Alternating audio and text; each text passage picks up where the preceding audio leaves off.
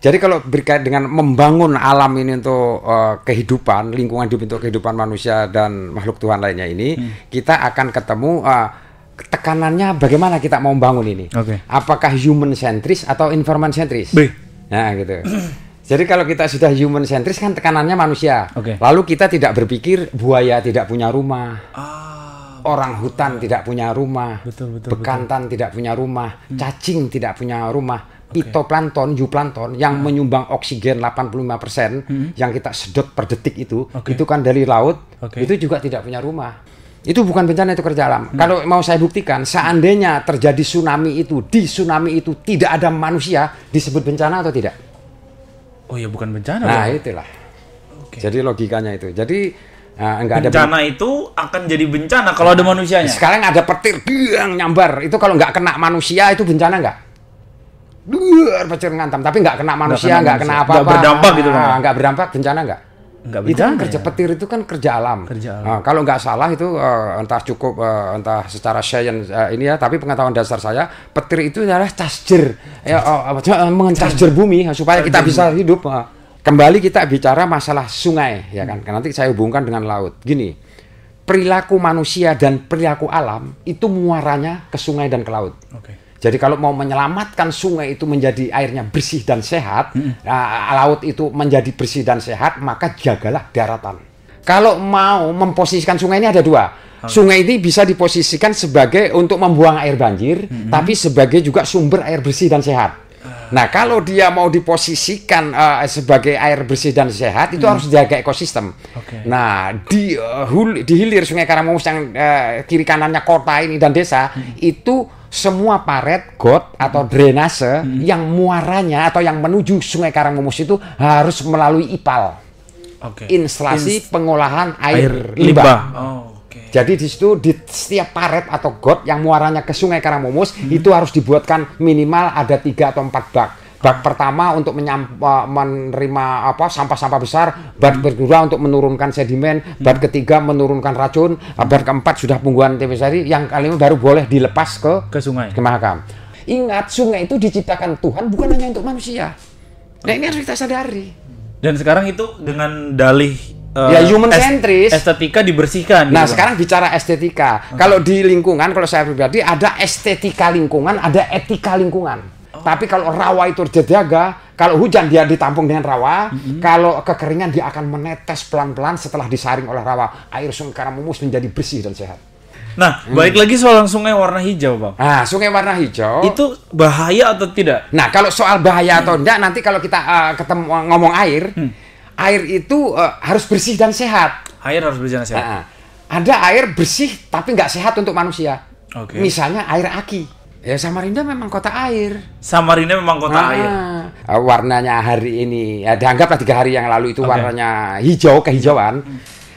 Nah, itu gini, Unmul kebetulan sudah menurunkan pakarnya ya, sudah mengambil di 7 titik sampel, ya. Yang dia sampelnya, dia penjelasannya adalah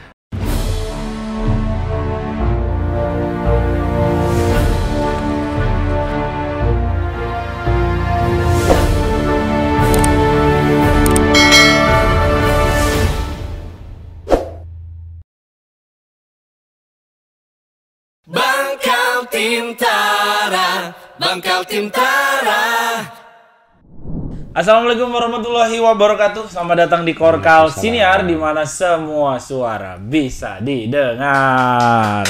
Teman-teman, kali ini kita akan ngobrol sesuatu yang penting ya, urgent ini, terutama buat teman-teman yang ada di kota Samarinda. Karena beberapa waktu terakhir ini berita beredar ya, dan juga kita bisa lihat secara langsung salah satu sungai yang menjadi identitas dan kebanggaan kota Samarinda itu berubah warna ya, Sungai Karangmumus. Nah, kalau ngomong-ngomong soal Sungai Karangmumus, ini udah ada satu tokoh kunci ya, gara-gara beliau ini, Sungai Karangmumus ini jadi punya harapan hidup baru dan lebih panjang. Sudah hadir bersama saya di studio senior saya nih, abang saya, karena beliau juga mantan jurnalis ya. Bahkan mungkin masih jurnalis, Bang ya? Masih jurnalis. Sudah bersama saya Bang Misman. Apa kabar, Bang? Baik. Sehat, Bang ya? Alhamdulillah sehat. Memang sempat 2 tahun ya sakit ini, sempat 2 tahun. dioperasi empedu. Siap. Ya mungkin karena di lapangan setengah mati. Nah, karena keseringan nyemplung di SKM nih jangan-jangan. Iya. Nah, Bang, tadi soal Sungai Karangbumus yang warnanya berubah nih, Bang. Sebenarnya kalau dilihat secara mata awam ya, kan berubahnya hijau nih. Jangan-jangan bagus itu, Bang. Iya. Ah, gimana Bang sebenarnya itu, Bang? Oke, jadi karena kita ngomong lingkungan hidup ya kan, itu ada tanggung jawab moral, konsekuensi kita sebagai makhluk sosial di dunia ini. Jadi lingkungan hidup itu tanggung jawab kita semua itu ya, baik grassroots, masyarakat paling bawah sekalipun, sampai ke atas lah kan. Bahkan tanggung jawab seluruh dunia. Tanggung jawab seluruh dunia. Karena kita kan kalau anggaplah di Kalimantan ini terganggu, itu akan terganggu di Pulau Jawa dan seterusnya, termasuk di Eropa dan sebagainya, karena dia satu planet. Jadi kalau kita ngomong lingkungan tadi, kita kaitkan dengan sungai tadi, kita harus ngomong ini adalah lingkungan hidup. Tanggung jawab lingkungan hidup bagi manusia itu ialah dia menjaga, merawat dan mengelolanya untuk mewujudkan kesejahteraan kehidupan manusia misalnya. Nah biasanya kalau saya pribadi sudah menjaga dan merawat untuk kehidupan manusia dan makhluk Tuhan lainnya. Nah, jadi bukan hanya manusia yang memerlukan alam planet tapi ini, juga makhluk yang lainnya. Lalu nanti ya, terus bagaimana manusia supaya hidup sejahtera di alam ini atau di planet ini? Nah, itu kebetulan kalau menurut pandangan saya ya, pribadi, bahwa yang diberi hak hidup di dunia ini itu kita tahu. Ya, itu di antara makhluk Tuhan yang hidup di dunia ini yang paling cerdas manusia. Nah, jadi begini. Jadi kalau berkait dengan membangun alam ini untuk kehidupan, lingkungan hidup untuk kehidupan manusia dan makhluk Tuhan lainnya ini, kita akan ketemu tekanannya bagaimana kita mau membangun ini. Apakah human centris atau environment centris? Nah, gitu. Jadi kalau kita sudah human centris kan tekanannya manusia. Lalu kita tidak berpikir buaya tidak punya rumah.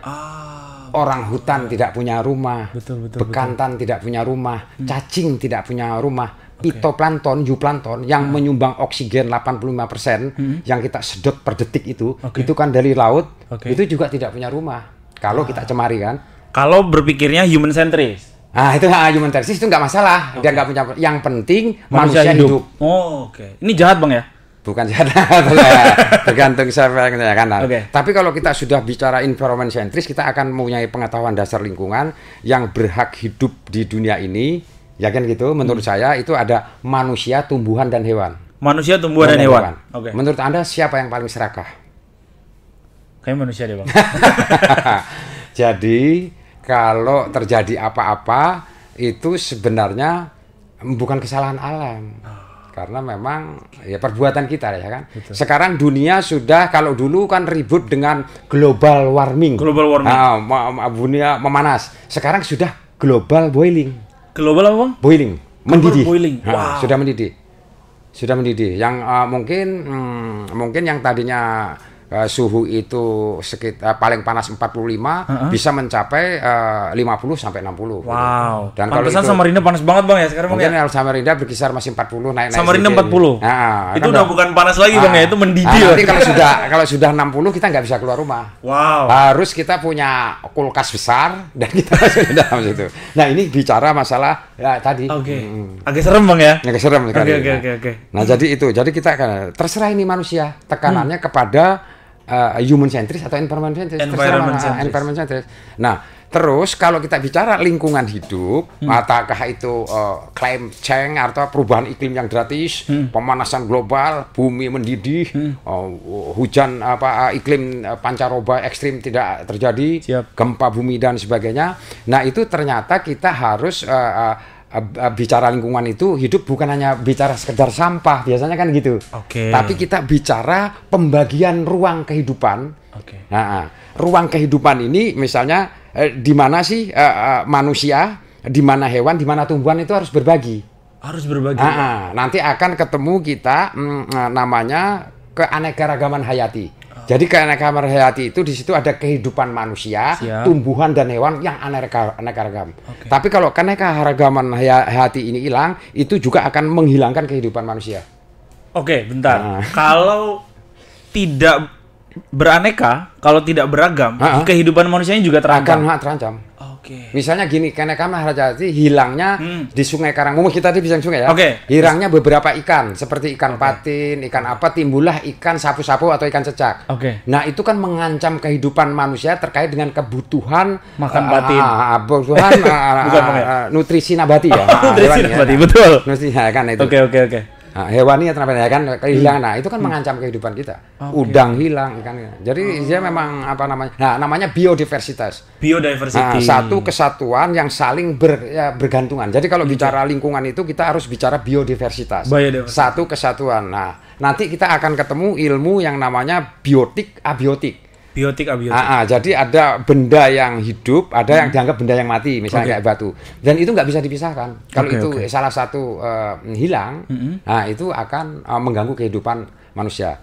Nah, terkait dengan itu tsunami, terkait dengan Sungai Karangmumuk airnya berubah menjadi warna, terkait dengan gempa bumi dan apa. Saya pribadi sebenarnya itu bukan bencana. Bukan bencana apa tuh, Bang? Itu kerja alam.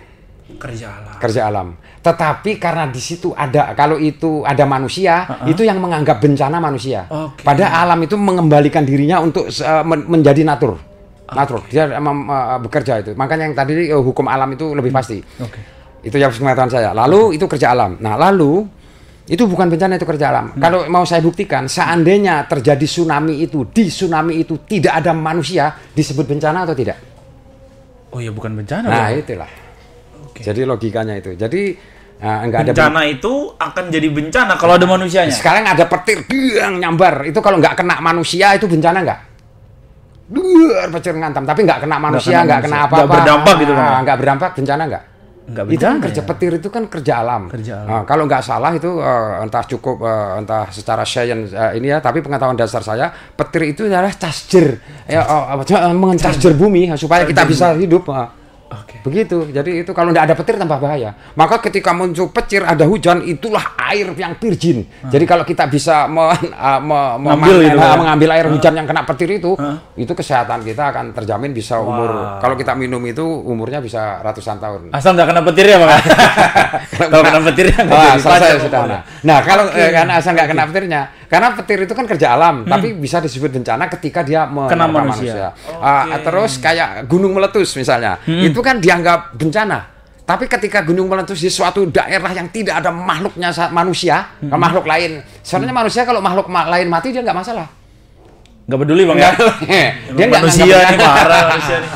Nah, kalau di Kaltim kan misalnya ketemu ini baru-baru ini ada yang minta tolong saya itu 2 tahun yang lalu, ada bekantan itu lari ke tengah jalan. Nah, karena dia cari makanan pokoknya, kebetulan itu adalah daun pucuk bungur. Nah, kebetulan saya nanam banyak itu tumbuhan, dianggap tumbuhan lokal gitu aja ya, endemik ya, walaupun itu kalau disusur memang dari alam lain ya. Nah, itu enggak lokal. Nah, itu ngambilnya di saya. Nah, itu dia lari ke sana kali masuk kampung itu sebenarnya dia itu kan rumahnya sudah kita rampas. Yang tadinya dia itu hutan sudah jadi, maaf ini ya, kita nggak menyalahkan pembangunan, itu keniscayaan menjadi HTI, menjadi sawit, menjadi perumahan, menjadi penggalian tambang. Itu kan rumah dia.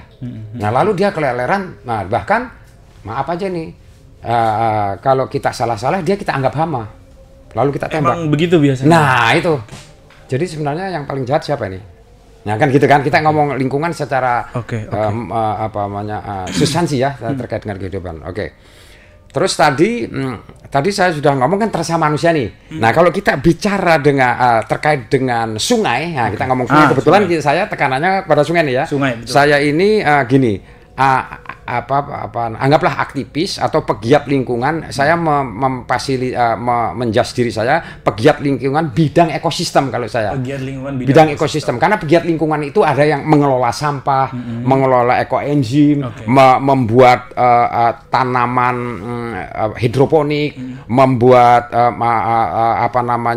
peternakan ikan yang tidak menggunakan pelet, artinya membuat makan sendiri. Terus kebun dengan tanpa menggunakan pestisida. Nah, itu termasuk pegiat lingkungan, rekayasa lingkungan untuk menjamin kelestarian. Kalau saya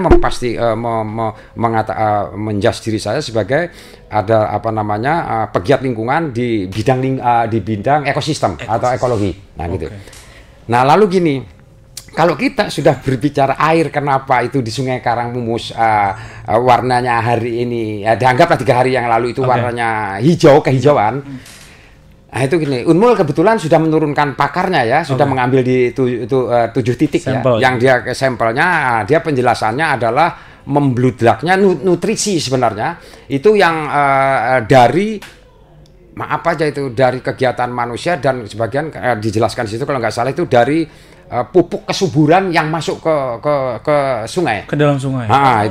Jadi dia akhirnya membuat tumbuhan yang namanya ganggan atau apa yang itu tidak berakar, tidak berdaun, tapi dia memang tumbuhan mikroorganik ya, tumbuhan yang memang nah itu. Tapi karena dia dapat banyak dia jadi itu, gitu kan? Akhirnya nah itu dari Unmul gitu. Tetapi orang-orang kampung yang awam itu mengatakan Om itu dari sumur tambang gitu. Itu orang ngomong gitu. Tapi kan itu nggak bisa kita adjust itu kalau ngomong gitu harus perlu penelitian. Apakah bener nggak itu dari sumur tambang? Nah, itu nggak bisa ngomong. Tapi itu orang kampung ya yang saya tanya ya, karena memang kebetulan sekolah sungai saya di daerah Kampung Muang Ilir, termasuk di hulu Sungai Karangmumus. Kembali kita bicara masalah sungai ya kan. Nanti saya hubungkan dengan laut. Gini, perilaku manusia dan perilaku alam itu muaranya ke sungai dan ke laut. Jadi kalau mau menyelamatkan sungai itu menjadi airnya bersih dan sehat, laut itu menjadi bersih dan sehat, maka jagalah daratan. Bentar dulu, Bang. Muara dari kegiatan manusia itu ada di perilaku manusia dan perilaku alam. Misalnya terjadi tsunami, itu kan itu semua muaranya ke sungai dan ke laut. Muaranya ke sungai dan laut. Tapi kalau mau menjaga itu, daratannya mesti dijaga. Jaga. Untuk menyelamatkan sungai itu, laut itu harus menjaga kebersihan dan kesehatan daratan. Kenapa begitu, Bang? Ya karena sungai itu nggak punya air. Sungai nggak punya air. Sungai itu punya das.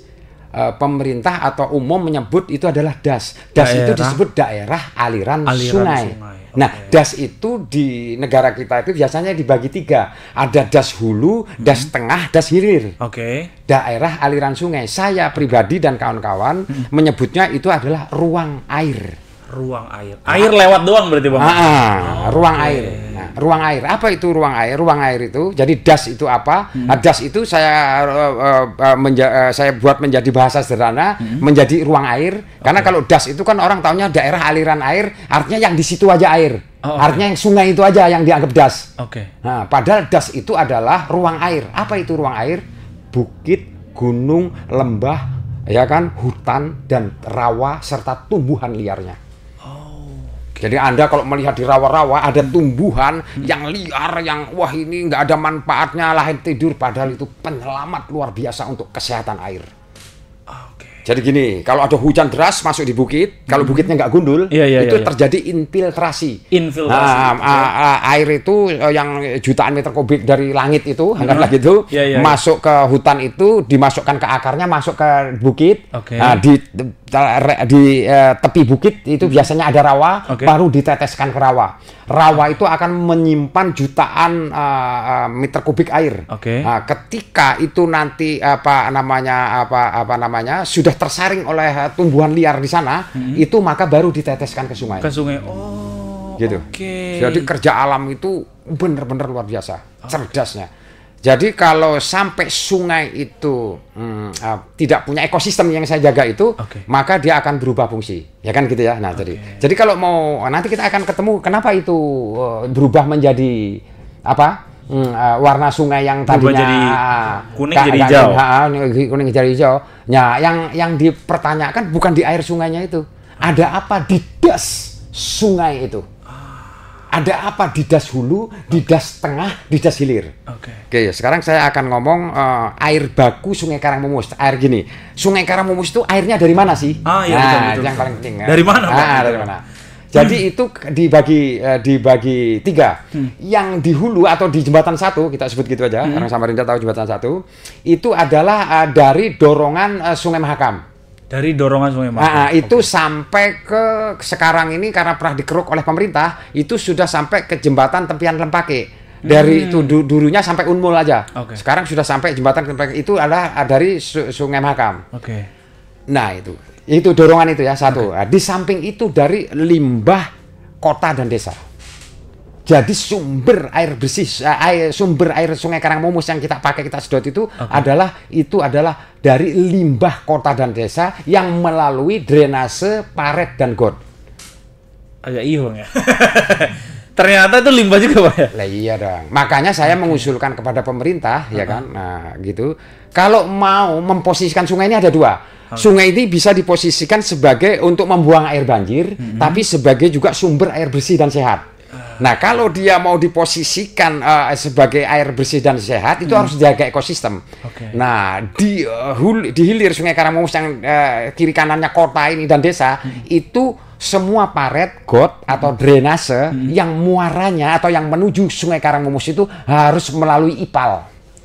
Instalasi pengolahan air limbah.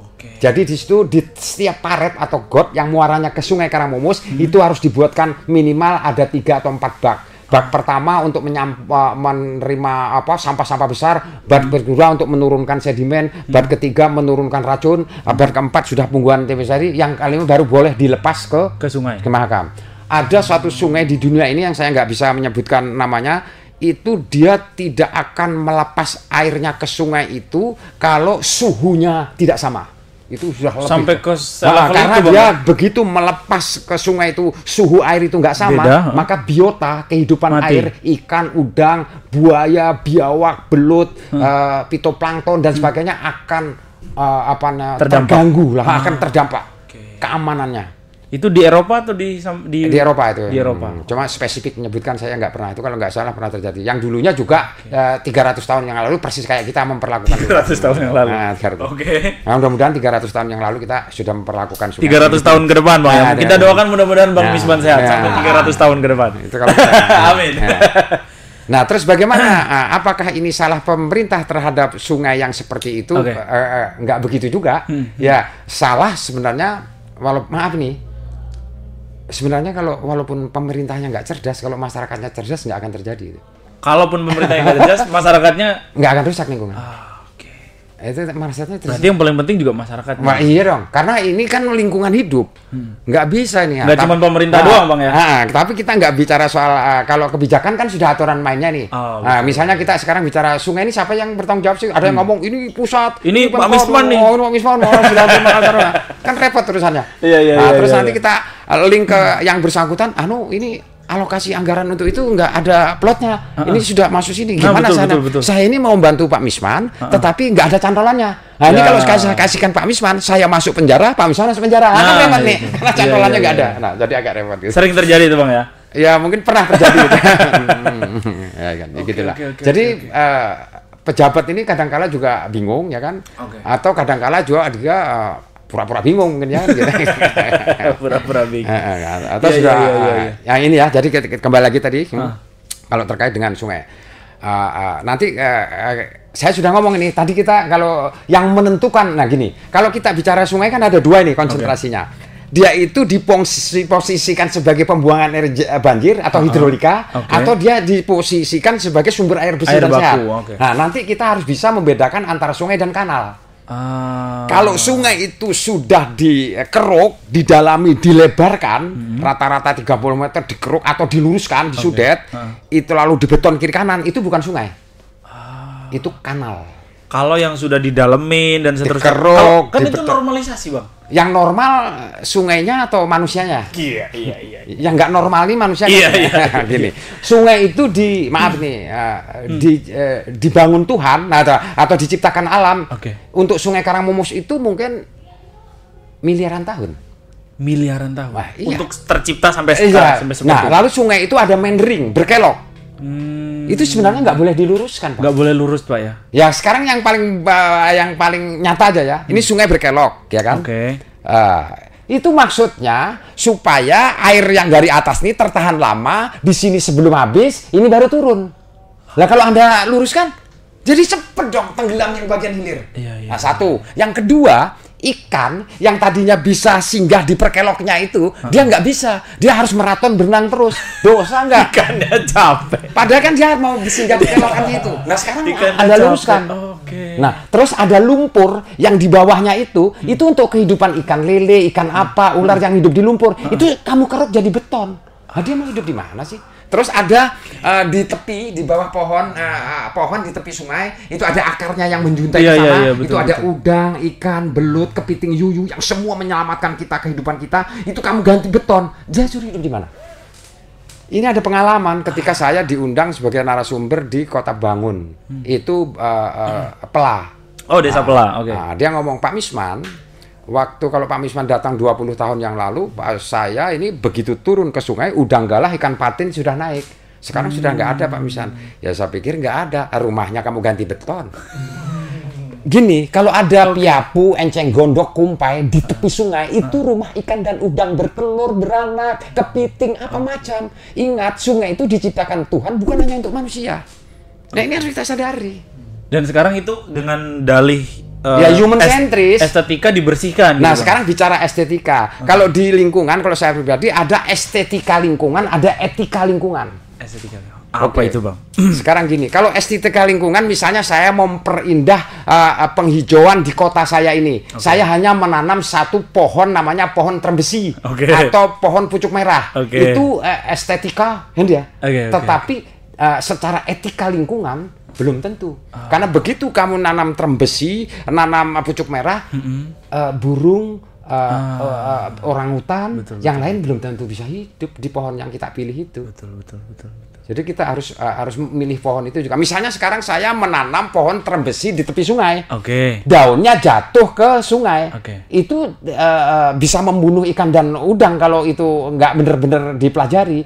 Karena dia susah terurai. Makanya kita pilih pohon apa yang biasa tumbuh di tepi sungai. Nah kebetulan Karangmumus ini kan pohon rengas, pohon kedemba, pohon bungur, pohon rumbia. Itu yang saya tanam. Abang nanam pohon kedemba, Bang? Nanam. Nggak ditangkap BNN, Bang? Saya gini, karena saya konsentrasinya nanam kedemba di otak saya tidak bicara masalah ekonomi praktis, masalah itu. Saya bicara masalah ekologi. Kalau kademba itu dihabisi di tepi sungai, akan tidak selamat semua sungai di Kaltim. Karena semua di Kaltim ini kehidupannya dipertahankan oleh pohon-pohon kademba. Ketika itu lalu dimusnahkan, diganti dengan pohon lain, ya saya kan bicaranya ekologi.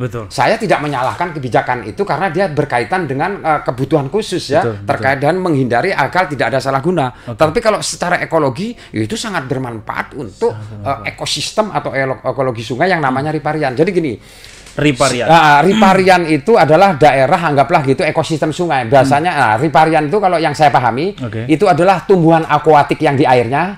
Air sungai itu ada enceng gondok, piapu, kumpai, napung, yaitu tumbuhan akuatik. Ya. Lalu ada tumbuhan amfibi yang di tepinya, rumbia, bamban, putat apa. Itu maksudnya amfibi itu dia tenggelam, banjir hidup, dia kering juga hidup. Lalu ada tumbuhan di sempadannya agroforestry, percampuran antara tanaman buah dan tanaman hutan. Yang tanaman buah-buahnya dimakan manusia, yang tanaman hutan untuk binatang. Misalnya ada satu pohon yang oleh orang kampung disebut pohon bengkirayan. Atau kejajing, dan itu memang bagi manusia kita, bagi kebiasaan itu nggak ada artinya pohon itu. Jadi kalau ada pohon itu pasti ditebang. Padahal begitu kita menebang satu pohon itu, kita menghilangkan ribuan makanan burung, ribuan burung yang tidak bisa makan. Jadi hati-hati nebang pohon itu. Nah maka kalau ada istilah ini di pemerintah program tanaman produktif, ya kan, hati-hati dengan tanaman yang tidak produktif. Memang itu tidak produktif untuk manusia. Tetapi untuk satwa liar gimana? Kelelawar, dia makan sisirian. Itu kalau kamu pohon sisirian itu kan nggak ada manfaatnya. Yang rasanya kayak min, kita tebangnya jadi di tepi sungai. Padahal begitu Anda tebang itu kelelawar nggak punya makanan. Oh, kalau kelelawar nggak punya makanan kita nggak masalah, yang penting manusia punya makan. Manusia punya bulog. Jadi itu ya, jadi ini kita bicara hukum ekologi, kita bicara ekologi. Tapi terkaitkan dengan keniscayaan kehidupan dengan populasi kehidupan manusia terkait dengan ruang. Nah itu kita nggak menyalahkan itu, karena tapi kita meletakkan inilah yang pengertian lingkungan hidup itu. Nah maka di saya ini tidak mengenal yang ada namanya lahan tidur.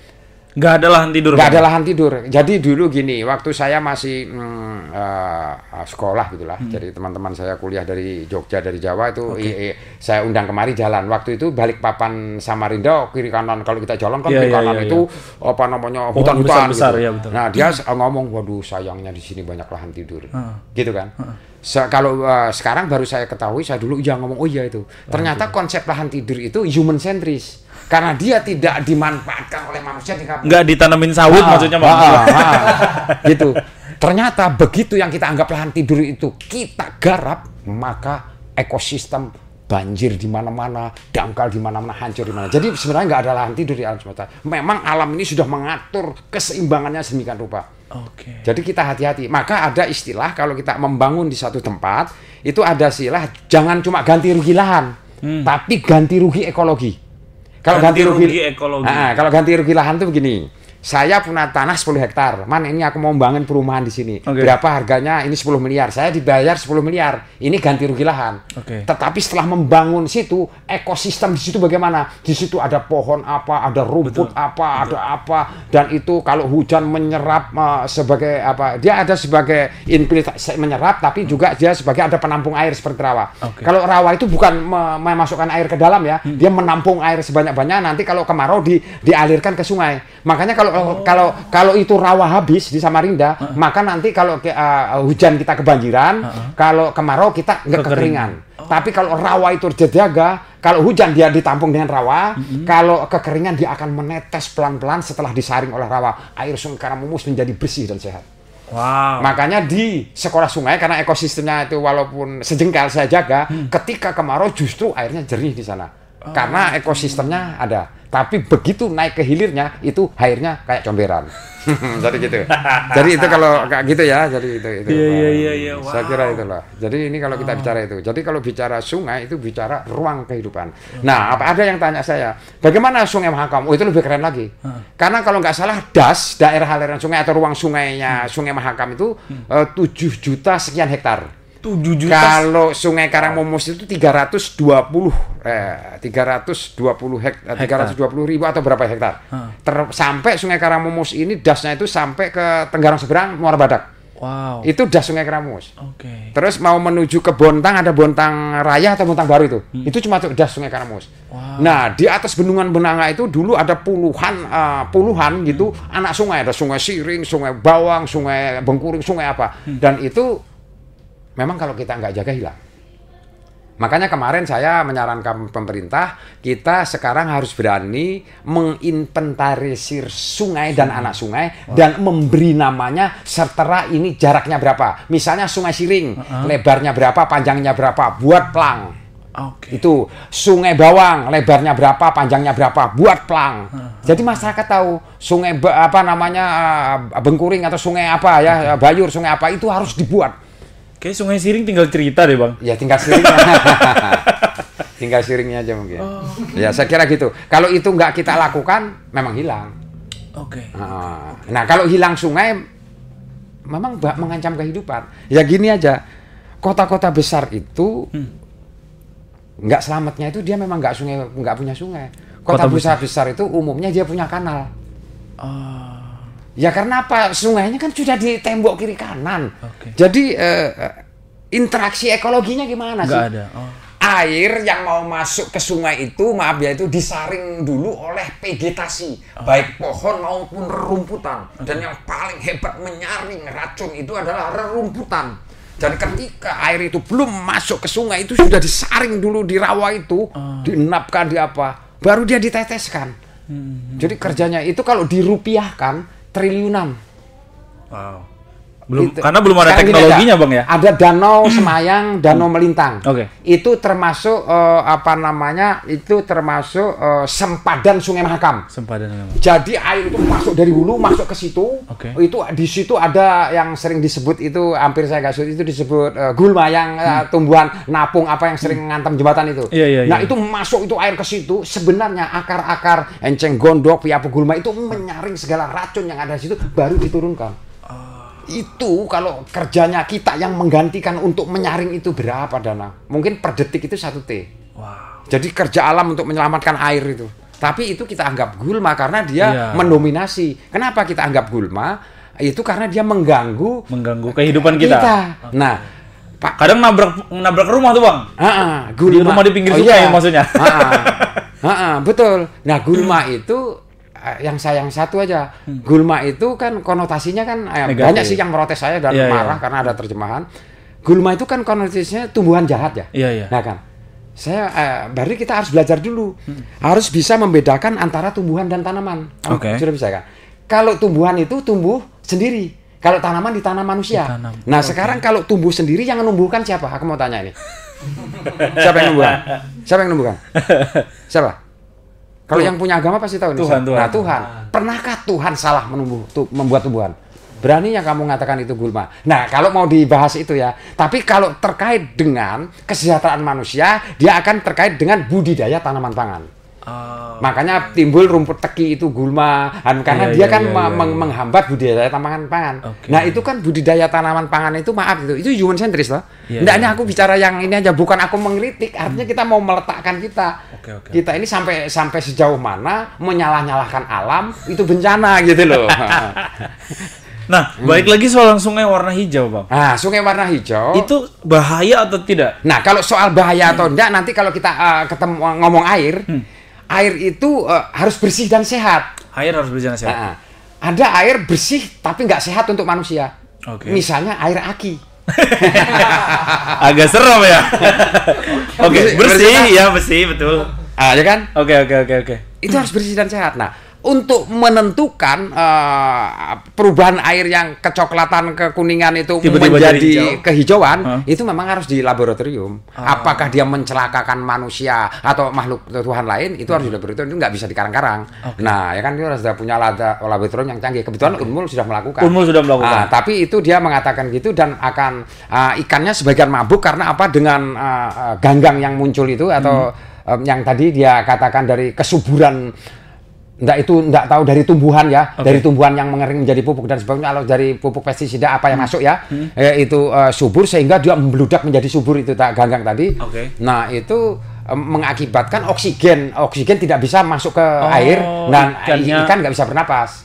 Jadi dia timbul. Nah itu kaitannya dengan itu. Nah sejauh yang Bang Misman amati dampak dari yang sungai kemudian berwarna hijau itu apa, Bang, sejauh ini, Bang? Kalau sementara ini kita lihat biota airnya kan, kebetulan pas konsentrasinya tinggi ikannya pada ini ya kan. Seberapa banyak, Bang? Lumayan itu, tapi nggak sampai mati terkapar dia nggak sampai. Tapi terganggu lah dia. Berarti memang ada kekurangan oksigen ya mungkin yang masuk ke situ. Itu memang perlu pendalaman ya. Nah kalau itu sudah bicara laboratorium lah kita ya. Nggak bisa kita karang-karang. Seberapa banyak sih, Bang, yang menghijau itu, Bang? Nah gini, tadi saya tahu kan, saya kasih tahu sumber air baku Sungai Karangmumus itu sebagian didorong dari Sungai Mahakam, itu hanya sampai ke kalau dia pasang ya, sampai ke jembatan tepian Lempake, nggak sampai ke bendungan Lempake. Nah, terus yang sumber air yang dari antara bendungan Lempake sampai ke tepian Lempake itu adalah dari das hulu Sungai Karangmumus, yaitu di atas bendungan Lempake dan kiri kanan. Nah, sekarang gini, dan kiri kanan. Berarti yang tadinya diperkirakan air menghijau ini sumbernya dari laut, itu ternyata dari das hulu, anggap gitulah, Sungai Karangmumus. Karena dia masuk ke dulu ke bendungan Lempake, baru dijatuhkan mengalir dan juga kiri kanannya masuk ya kan. Nah, itu yang menghijau ternyata dia turun sampai ke jembatan baru atau jembatan apa nih? Tarmidi. Sampai gitu. Oke. Nah, jadi sebelum sampai Tarjamedi 3 hari sebelum hijau di sini di sekolah saya itu sudah hijau. Oke. Saya dengan Bang Udin ke sana sudah hijau. Di daerah Muang Ilir. Muang Ilir. Jadi gini, kalau kita sampai gini, Sungai Karangmumus itu tercatat panjangnya 34,7 kilo. 34 kilo. Nah, Oke. yang dari jembatan 1 sampai Bendungan Lempake itu 15 kilo sebelum diluruskan dan sebelum ada yang disudet. Oke. Nah, ya kan. Nah, Oke. sekarang menjadi sekitar mungkin 15 atau 16 ya kan. Pokoknya sudah berkurang lah gitu. Nah, gitu ya. Nah, setelah ada yang diluruskan Bendungan Lempake. Nah, itu. Nah, terus yang 18 kilonya dari atas Bendungan Lempake. Oke. Nah, gitu ya. Nah, jadi dari situ sudah tahu kita bahwa sumber air tadi ya dari Das Hulu dan dari kiri kanan, yang terakhir dari limbah kota dan desa ini dan dari dorongan dari Sungai Mahakam. Gitu. Nah, untuk kali ini berwarna hijau itu bukan dari Sungai Mahakam, bukan dari hilir. Dikira kan dari hilir nih air masuk. Interupsi. Bukan, tetapi justru dari hulu. Nah, maka dari hulu Unmul sudah menyelidiki ternyata itu adalah meludaknya kesuburan yang kalau kita anggap itu kesuburan ganggang pupuk lah, semacam pupuk lah. Nah, itu bisa dikatakan di situ bisa dari tanaman, tumbuhan, bisa juga dari memang pupuk-pupuk yang kimiawi. Itulah bisa dari itu. Saran Abang nih buat pemerintah apa? Saran buat pemerintah, saran buat masyarakat. Apakah dalam waktu-waktu tertentu kan banyak tuh anak yang berenang tuh, Bang. Apakah berbahaya atau enggak tuh air itu, Bang? Kalau kita lihat bagaimanapun kalau ada perubahan itu memang jangan apalagi perubahan drastis gitu memang jangan melakukan kegiatan di sebaiknya sungai, jangan. Walaupun sudah diteliti bahwa itu nggak terlalu berbahaya ya kan. Tetapi buktinya ikan kan ada yang sulit bernapas sebenarnya ikan itu. Sebaiknya berarti jangan, Bang. Nah, jangan dulu lah dilakukan. Jangan lagi berenang ikan mal. Itu kira-kira berapa lama, Bang, kalau begitu, Bang? Fenomena seperti itu. Ini sudah hampir selesai karena kebetulan sudah diguyur selamat kita ini. Hujan. Nah, diguyur hujan. Jadi sebenarnya hujan deras ini itu dia sebenarnya mau menyehatkan alam kita. Hujan deras menyehatkan alam. Menyehatkan alam kita. Nah, itu ya kan, kalau itu kita kaitkan dengan bagaimana perubahan itu, bagaimana lingkungan secara umum.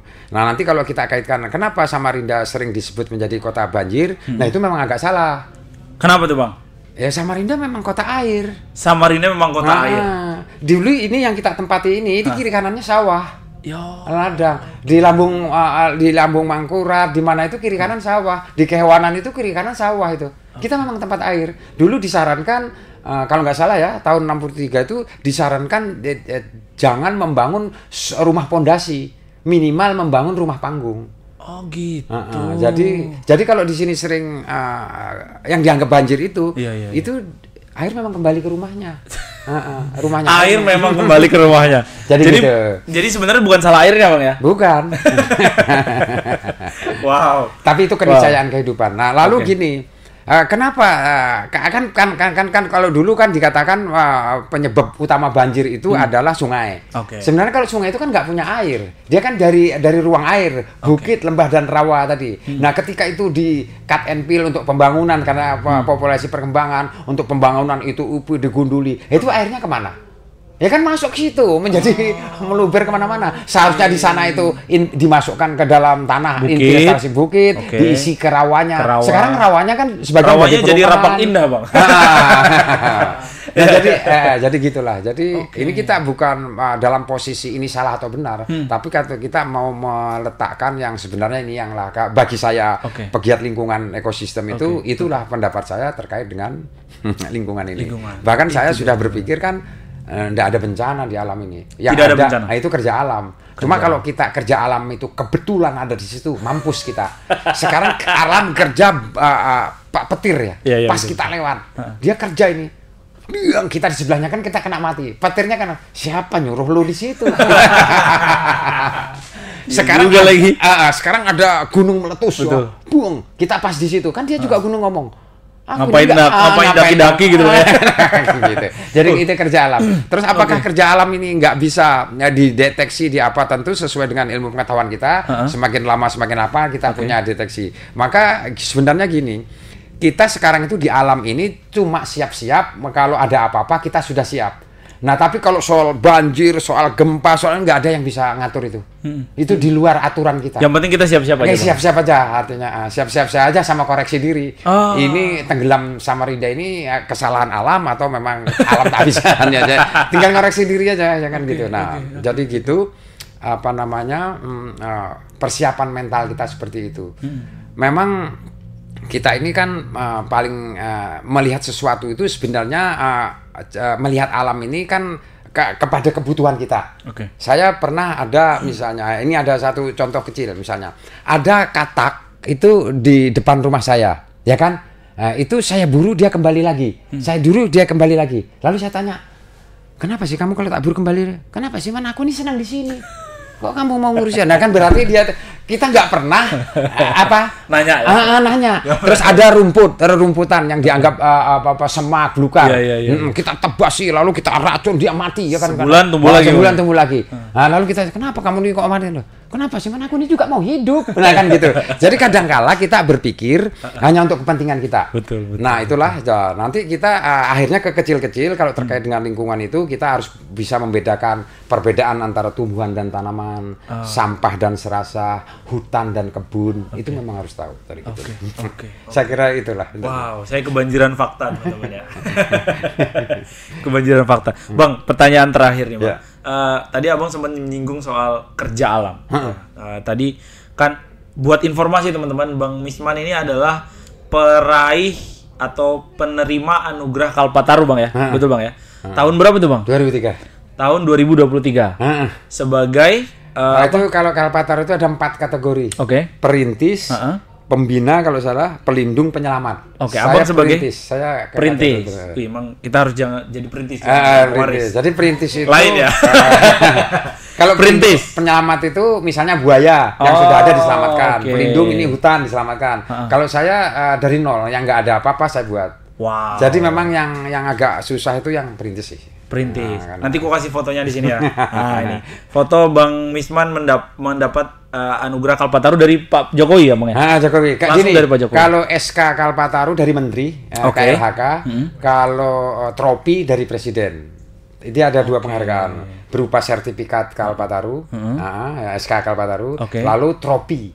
Nah, kalau SK itu dari Menteri, KLHK, kebetulan Bu Siti Nurbaya Bakar. Lalu kemudian yang tropinya itu Presiden. Presiden ngasih. Waktu itu Pak Jokowi ngomong apa, Bang? Pak Jokowi nggak bisa hadir di situ. Nggak bisa hadir. Itu yang hadir cuma menterinya. Menteri. Nah, itu dia teman-teman. Jadi Bang Misman adalah penggiat lingkungan yang valid nih, karena dia udah dapat Kalpataru. Valid nih ya, valid. Nah, tadi pertanyaanku adalah gini, Bang.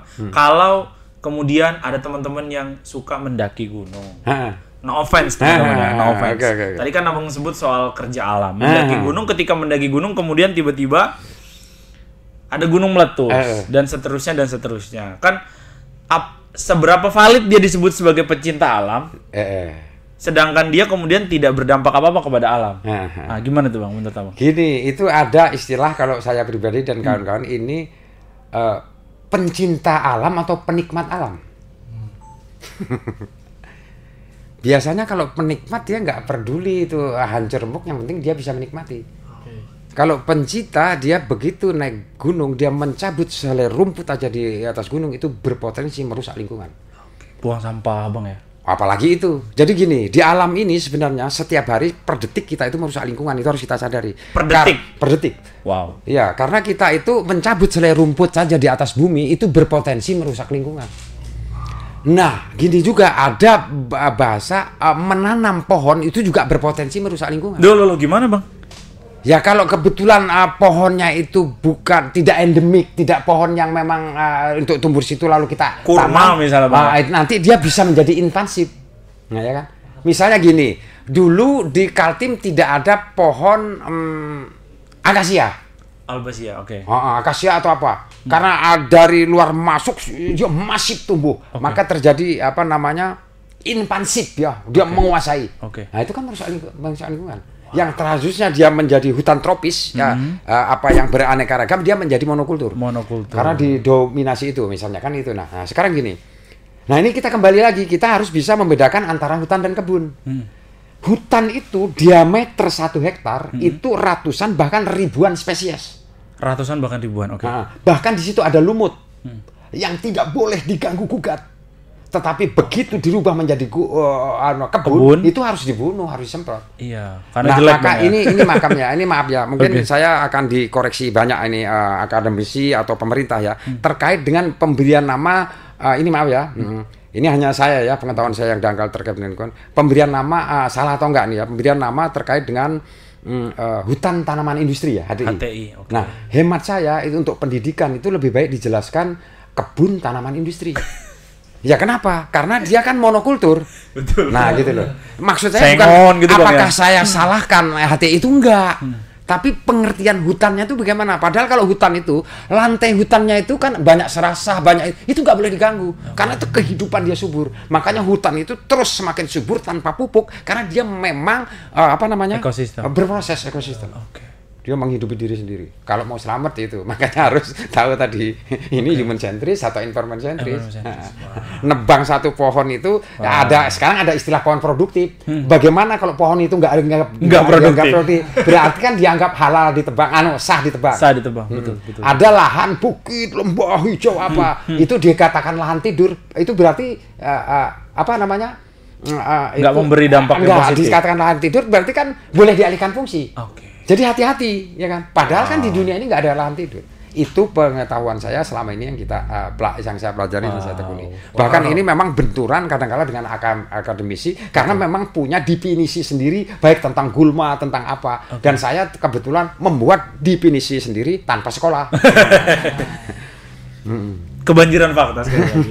Kalian kalau nonton ini pasti kebanjiran fakta dan wow ini sesuatu yang mind changing ya, mengubah pikiran gitu kalau teman-teman benar-benar meresapi apa yang disampaikan oleh Bang Misman dari awal tadi. Ini benar-benar kayak wow ternyata gitu ya gitu. Wah ternyata gitu. Dan tentu saja podcast ini tidak sama sekali bermaksud untuk menyalahkan siapapun Bang. Ya, enggak. Gitu. Dan yang Bang Misman sampaikan ini adalah Dan ini kan subjektif saya. betul. Tapi kok banyak benernya Bang?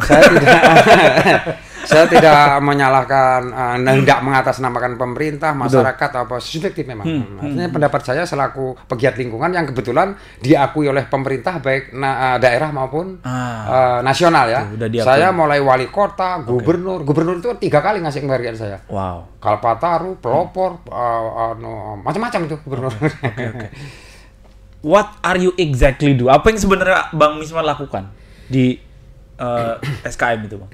Ya gini, jadi yang untuk di SKM-nya ya, ya kalau di SKM-nya saya mau mengatakan bahwa sungai ini kita harus beradab terhadap air sebagai sumber kehidupan manusia dan manusia. Beradab. Kita harus beradab terhadap air sebagai sumber kehidupan manusia dan makhluk Tuhan lainnya. Nah, caranya beradab, Samarinda kebetulan ini akan membangun kota peradaban. Kota peradaban. Jadi kita ini adab ekologi lah ya. Betul. Beradab itu kita harus menjaga dan merawat Sungai Karangmumus itu. Menjaga dan merawat Sungai Karangmumus itu kita tidak boleh merusak termasuk ekosistem Sungai Karangmumus. Kalau kita sadar sebenarnya sekarang ini dapur atau WC kita itu juga ruang Sungai Karangmumus. Sekarang saya mau tanya, air dari dapur, dari WC, itu larinya kemana?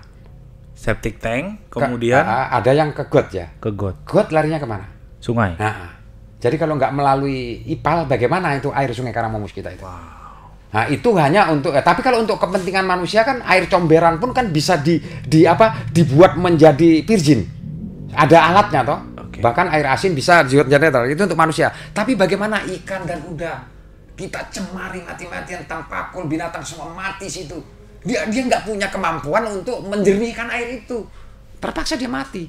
Nah sebenarnya kalau ada impansip hayati itu impansip di situ seperti kalau di Sungai Karangmumus kalau pas kering itu yang banyak itu adalah ikan sapu-sapu itu mengindikasikan bahwa man yang bisa hidup di sini ini cuma aku. Ikan undang, puyuh, haruan nggak sanggup man. Dia sebenarnya dia itu mengajari kita ikan sapu-sapu. Okay. Nah makanya kita nggak boleh juga kita bunuh itu ikan sapu-sapu. Kita berterima kasih karena dia ngasih ini yang bisa hidup cuma aku loh. Okay. Nah artinya bagaimana? Makanya kadang-kala saya mengkritik kepada maaf ini ya kadangkala saya mengkritik kepada lembaga-lembaga peneliti air bersih itu, saya kritik kenapa?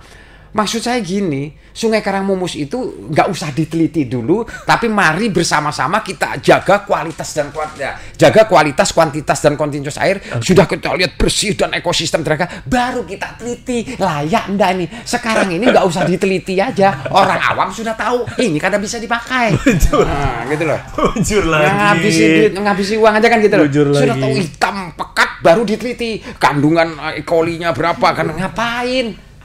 Begitu pekat ini penyebabnya apa, itu kita keroyoki. Oh ini dasnya hancur, mana yang hancur, kita buat ipal, kita buat apa. Begitu sudah bersih dan sehat air Sungai Karangmumus ini, baru kita teliti layak enggak untuk manusia dan makhluk lain. Jadi enggak menghabiskan tenaga, biaya, Kada menghabisi baterai Bang lah. Enggak menghabiskan umur. Nah itulah apa namanya semangat kita gitulah. Dan ini memang nggak mudah, kalau ngomong kita mudah ya. Karena begitu kita mau ini kan kaitannya banyak ini. Siapa yang ngurusi sungai, pusat kah daerah, apakah kan banyak itu, jadi nggak gampang memang. Harus perlu duduk bersama dan memahami, termasuk masyarakat nih. Masyarakat yang paling bawah ini gini, setiap orang yang duduk di tepi Sungai Karangmumus itu sangat berpotensi besar membuang sampah ke Sungai Karangmumus. Contohnya minimal itu tisu dan puntung rokok. Ketika saya tegur pleng ke dia buang itu, dia tambah ngamuk. Bapak ini gila, satu puntung rokok aja Bapak ribut. Nah itu yang saya repotkan satu. Dia ini salah, dia nggak tahu kalau salah. Gimana akan menjelaskan? Dia ini membuang satu puntung rokok sangat salah besar di sungai itu, tapi dia nggak tahu kalau salah. Jadi dan nggak mau disalahkan Bang. Nggak mau kan? Nah, dia nggak tahu kalau salah. Kamu kalau gini, dia itu bodoh kalau nggak tahu. Dia bodoh tapi dia nggak tahu kalau bodoh. Kira-kira kamu gimana? Nah itu ya. Nah itu satu aja sebenarnya. Kalau di saya pribadi dan di gerakan kita ini memang kualitas manusia itu terletak kepada di mana meletakkan sebutir sehelai setitik sampah yang ada di tangannya. Misalnya saya ini perokok nih atau makan permen. Ketika saya belum dapat tempat sampah, ya kan, ini harus saya masukkan di tas atau di saku saya. Tapi kalau saya nggak punya kesadaran ini bisa masuk ke sungai, ke kebun, ke hutan, ya kan gitu, ke kolong rumah, bisa mana? Seharusnya itu masuk ke saku kita dulu. Nanti kita ketemu, baru kita masukkan ke tong sampah. Nah, maka tadi saya lebih senang jangan buanglah sampah pada tempatnya. Itu kurang tepat. Yang cocok itu buanglah sampah di sini. Jadi kalau tidak ada di mana-mana kata-kata buang sampah di sini, kita sampah jangan kita buang. Nanti kita akan ketemu area buanglah sampah di sini. Kalau buang sampah di tempatnya, saya di laut, tempatnya nggak ada, ya di sini aja. Tapi kalau kita sudah mindset di dalam otak kita ini, baru kita bisa membuang sampah kalau ada kalimat buanglah sampah di sini, area ini. Misalnya kita mau ke Tenggarong, nah, di tengah-tengah ada kata-kata buang sampah di sini. Sehingga kalau di Tenggarong itu kiri kanannya tidak ada plastik yang terhambur itu. Nah, yang lucunya lagi kita satu. Semua rumput yang di tepi jalan itu kita semprot mati, lalu yang timbul plastik sampah nggak diambilin. Nah, padahal rumput ya kan yang di tepi jalan itu adalah menyaring ultraviolet. Dia masuk ke rumput, dia rubah menjadi interaksi dan dia menjadi sejuk. Jadi panas itu yang menyengat masuk ke rumput, dia kembalikan menjadi sejuk. Tapi itu kita semprot, kita matii, dan sampah yang berhamburan nggak kita ambili, tapi rumput yang menolong kita bunuh. Karena dianggap, waktu ada yang saya larang, gini, itu soalnya ada ular itu, kalau nggak kita bunuh. Nah sekarang yang hidup di dunia ini, yang boleh manusia aja kah? Ular nggak boleh hidup. Repot. Ini kalau kita sudah sampai ke situ. Kalau sudah sampai ke situ kita akan ketemu ini. Bahkan saya pribadi. Saya kalau ada ular berbisa masuk di rumah saya panggil orang, saya keroyok satu kampung, saya bunuh. Tapi kalau saya melihat di National Geographic di dunia, begitu ada ular berbisa dia telepon, blang. Ini ada ular berbisa, yang datang ahlinya, dia tangkap sama sekali nggak berbunuh, dia tangkap bagus, masukkan karung, dia lepas di habitatnya. Itulah yang rahmatil alamin. Harusnya gitu. Harusnya begitu. Saya beli biawak di Sungai Karangmumus sudah nggak terhitung, karena itu ditangkap dengan anak-anak dijerat. Beli Bang? Saya beli, karena kalau nggak saya beli kan dia nggak mau dilepas. Oh iya betul. Nah, pertama saya beli berapa? 50.000 aja Om. Begitu saya bayar, ini orang 5 Om. Apa nggak jadi 250.000? Nah itu terjadi ya. Jadi perjuangannya di Sungai Karangmumus. Nah karena dia, karena dia menganggap yang boleh hidup di Sungai Karangmumus itu cuma manusia. Nah inilah maksud saya yang harus kita.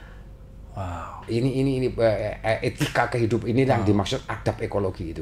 Jadi ada apa tadi estetika ekologi dan ada apa namanya etika ekologi. Etika ekologi. Kalau sudah bicara etika ekologi, mencabut selai rumput aja mikir. Ini begitu kamu mencabut, bilang Wisman ini.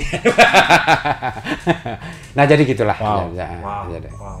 Itu dia. dan ini dalam posisi memang tidak menyalahkan siapa-siapa karena pemerintah punya undang-undang yang ketat sebenarnya tentang lingkungan itu di Undang-Undang 32 ketat sekali terhadap lingkungan itu. Penerapannya gimana, Bang? Nah itu kita kalau itu kita nggak usah saya ngomong karena Anda jurnalistik, Anda bisa ada 3 kan kesempatan straight news, in-depth reporting, baru investigasi. Siap. Anda sekarang investigasi. Oke. Ini pertanyaan beneran terakhir nih, Bang. Ya, oke. Apa yang membuat Bang Wisman, teman-teman kalau mungkin mengikuti ya, Bang Wisman ini sempat turun ke beberapa kali dipublikasikan itu turun ke SKM yang kalian tahu bentukannya seperti apa. Kemudian bahkan sampai sakit, Bang ya. Ya, Sampai sakit dan seterusnya gitu, dan udah sembuh balik lagi ke sungai lagi gitu. Maksud saya gini, Bang. Apa yang membuat Bang Wisman merasa perlu melakukan itu? Ya karena kan kita ini gini. Dulu saya berpikir gini, Samarinda dulu kan sudah bersih. Oke. Tetapi saya lihat sungainya Dulu nih kapan nih, Bang? Ya 1 juta anggaplah tahun yang lalu apa? Anggaplah sebelum saya turun. Oke. Jadi sebelum saya turun di Sungai Karangmumus itu, kita itu punya sungai, tapi kita tidak merasa punya sungai. Oke. Kita sungai itu saya jujur nih ya, karena saya mengalami langsung ini dan saya wartawan ya. Saya merasa sungai itu sama sekali nggak diperhatikan baik oleh pemerintah dan masyarakat saat itu. Oke. Nah, jadi kita ini sungai-sungai. Jadi sungai itu waktu itu saya anggap nggak bertuan. Maka saya tuan sungainya gitu waktu itu kan. Nah, kenapa saya harus anggaplah edukasi ya, karena tuntas kan belum nih, sampah masih ini, kualitas masih aneh. Anggaplah kenapa kita mengedukasi diri saya dan mungkin semua kita maaf aja nih termasuk pemerintah ya. Saya edukasi karena kalau enggak mungkin saya diakui oleh presiden ya sebagai pegiat lingkungan ya kan. Nah, berarti saya mengedukasi. Kenapa saya mengedukasi? Karena memang air itu kebutuhan kita. Akhir kebetulan. Nah, itu. Dan saya dulu rasanya ingat jadi saya ketika kecil, ketika saya makan buah rambutan saya lempar ke sungai. Itu gitu kalau nggak saya ya. Rasanya gitu. Kakek saya ngomong, ikut kakek kebetulan ya. Nggak ikut itu. Buah rambutan jangan dibuang di air tapi buanglah di darat, nanti dia akan tumbuh. Seketika dia berbuah bisa dimakan monyet sama burung dan apa. Dia ngomong tidak dimakan manusia loh waktu itu. Monyet, burung. Jadi kita maksudnya suruh berbagi dengan makhluk lain. Maka biji itu jangan dilomparkan ke sungai karena di samping merusak sungai. Begitu kan dia nanti kalau di darat waktu itu kan banyak luas ya. Itu dia akan tumbuh dan berbuahnya bisa dimakan oleh burung, ular dan lain. Dia ngomong waktu itu rasanya nggak manusia. Jadi dia sudah berpikir bahwa mungkin ya kakek saya sudah berpikir yang berhak hidup di dunia ini nggak cuma manusia. Itu. Jadi sudah sampai ke situ mungkin ya. Itu mungkin diterekam di bawah sadar. Diterekam di bawah sadar. Ketika saya sudah ini dia muncul gitu. Nah, kan Anda tahu sini. Saya kan sebelum ke jurnalis kan saya ke di seniman ya. Jurnalis dengan seniman itu kan sama-sama pemikir kan. Jurnalis ini kan per detik mikir terus. Kalau saya ngomong ini, kalau sudah ngomong orang jurnalis nggak pernah bisa tidur dengan pikirannya. Betul. Itu sudah enggak pernah bisa tidur. Dia selalu disiksa dengan pikirannya. Ya kan gitu. Itulah. Nah, itu mungkin karena saya mikir-mikir akhirnya mentok ke apa namanya? Alam. Ke itu. Mikir ini manfaatnya apa ini Samarinda gitu loh. Kita gembor-gembor bersih apa-apa tapi sumber pokok kita bingung. PDAM airnya keruh tapi sumber airnya enggak kita urus. Ya PDAM sendiri kan bingung nih. PDAM nyedot 1 botol, itu mungkin sedimennya ada 4 botol. Wow. Berarti kan dia rugi juga nih. Ya saya nggak bela ya, tapi kan dia bingung. Nah, mungkin dulu PDAM kalau menjernihkan itu hanya 1 alat atau obat untuk menjernihkan. Mungkin sekarang nggak cukup 1. Sedimennya, E. coli-nya dan seterusnya kan gitu. Wow. Nah, itu kan akibat dari sumber kehidupan pokoknya itu terganggu. Nah, sumber kehidupan pokoknya itu kan air. Sekarang adakah di kehidupan di dunia ini tanpa air bisa hidup kan gitu? Nah, itulah ya salah satunya. Ya sebabnya saya terjun ke situ dan memang ya itulah saya kan gini sebelum turun itu kan kita menulis lingkungan. Oke. Tapi kan nggak ada yang kalau kita sebenarnya di Indonesia bukan ya. Sebenarnya umumnya kalau kita berita kita itu kalau itu sudah mengkait dengan pendidikan, dengan apa itu kurang banyak yang baca. Betul. Tapi pembunuhan atau korupsi, wah itu banyak. Nah saya repot ini kalau saya terus lingkungan terus ini nggak ada yang baca ini. Akhirnya lebih baik saya yang terjun langsung. Gitu. Wow. Jadi jurnalisnya yang betul-betul terjun. Jadi saya bukan hanya menulis. Jadi gini, saya bukan hanya diskusi, seminar, simposium, tapi saya sudah melakukan gitu. Karena khawatirnya habis saya diskusi, seminar, simposium, terus saya tidur. Nah, yang saya diskusikan, saya seminarkan, saya simposiumkan tuh nggak saya ganggu. Sungai Karamumus itu sudah menelurkan mungkin puluhan bahkan ratusan sarjana bahkan doktor terkait dengan tesis dan skripsi. Oke. Tapi ya sungainya nggak apa-apa. Terserah lo kan, gua sudah doktor. Oke. Hancur aja lo. Nah, yang saya bingung gini, ini maaf nih. Kita ini sudah tahu Sungai Karamumus ini buruk kalau apa kualitasnya, itu kita presentasikan ke luar negeri. Jadi orang luar negeri tak mikirnya dasar goblok ini. Sudah tahu sungainya jorok dipamerkan lagi di sini. Ya kan gitu, jadi hati-hati. Nah, ada lagi satu, biasanya kita ini seneng selfie. Dulu saya sering selfie sungai kan. Itu di sungai Amazon, di sungai yang indah-indah. Sementara sungai kita terlantarkan. Jadi kita membanggakan kampung orang, kampung kita terlantarkan. Dilupakan. Nah, itu termasuk salah satu saya mengurusi sungai itu. Okay. Nah, bagaimana kita tidak hanya membanggakan kampung orang, tapi kita merawat dan menjaga kampung kita. Biar bisa dibanggakan. Karena menurut saya semua di dunia ini nggak ada kota, semua kampung. Amerika mau New York itu semua kampung. Jangan datang sana. Nanti dia nggak nyebut kota, kampung ini man. Ini kampung ini, kampung ini, kampung ini. Ya jangan Jakarta, nanti ada kampung rambutan, kampung ini. Jadi semua kampung. Nah, sekarang kita rawat, kita jaga minimal ini di bidang lingkungan ya, atau di bidang apa aja terkait dengan kampung kita ini. Okay. Nah, nggak usah membangga-banggakan Singapura apa-apa. Jadi saya lebih seneng selfie di Sungai Karamumus ketimbang selfie di Sungai Amazon, di Sungai apa gitu. Saya lebih bangga selfie di Sungai Karamumus. Ini sungaiku, walaupun kan daripada sungai orang lain. Nah, gini, kalau sungai kita itu nggak kita yang membanggakan, nggak kita merawat, jangan berharap orang lain mau membanggakan dan merawat. Saya kira itulah. Jadi kita harus membangun kampung kita itu dari bawah.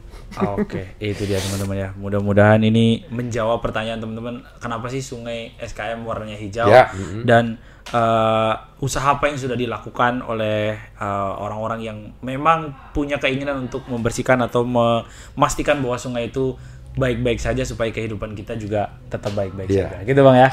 Terima kasih Bang Misman sudah hadir ke sini. Mudah-mudahan ini membuka mata kita semua supaya kita bisa kembali kepada apa yang seharusnya kita pikirkan, apa yang seharusnya kita lakukan dan memperlakukan alam sebagaimana mestinya. Ini mungkin terkait dengan sungai, saya masuk ke jadi kalau kita berkait dengan sumber air, sumber sungai, jadi itu yang untuk kehidupan manusia dan makhluk Tuhan lain itu yang dijaga ialah kualitasnya, kuantitasnya, dan kontinuitas. Artinya kualitasnya terjaga, jumlahnya terjaga, dan terus menerus. Nah, jadi bukan hanya kebanjiran, tapi kekeringan juga harus dijaga.